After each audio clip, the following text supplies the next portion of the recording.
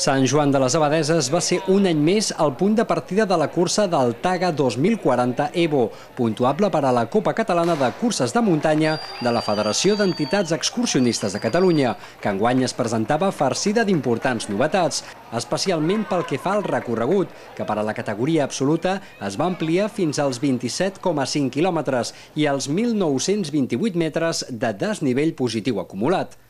Amb la puntualitat que caracteritza les curses de muntanya, a les 9 en punt, els 500 corredors es van posar en marxa des del passeig Comte Guifré cap al cim del TAGA a 2.040 metres d'alçària.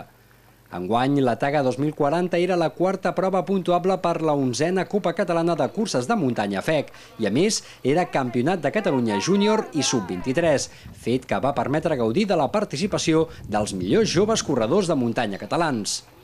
Ja de bon inici, Dani Tristany, de l'associació esportiva Mountain Runners del Berguedà, va avisar de les seves intencions i va marcar un ritme de pujada molt alt, que li va permetre ser el primer en arribar al cim del TAGA, seguit de Gerard Espanyó i Xevi Llames. Per darrere, el gruix dels competidors anaven completant el dur ascens i entre ells es trobava la primera classificada femenina, Marta Garcia, del club excursionista Call d'Atenes, que un cop es va situar al capdavant de la prova ja no va donar opcions a les seves rivals. Molt bé, és una cursa que és el segon any que faig i m'agrada molt el recorregut. L'any passat hi havia molta boira, no es veia res, vam passar molt fred i aquest any ha estat al contrari, molta calor, però tot i així molt bé, és molt maca i val la pena.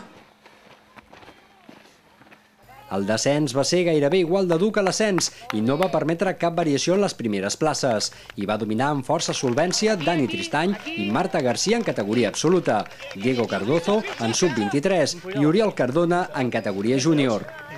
Hi havia molt nivell avui. El segon no el coneixia, però l'Aleix i en Carles estan molt forts i no m'esperava aquest resultat,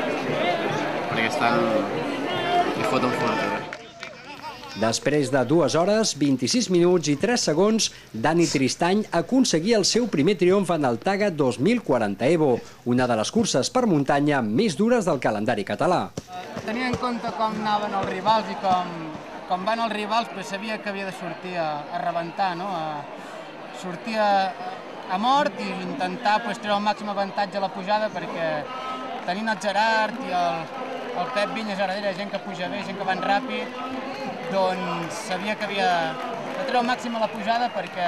tard o d'hora pensaria que em passaven. Al final ha sortit bé i molt content. Al final, merescuda recuperació muscular per als participants d'una dura prova que des de ja fa 13 anys, cada mes de setembre, posa a prova la resistència i la fortalesa mental dels seus participants.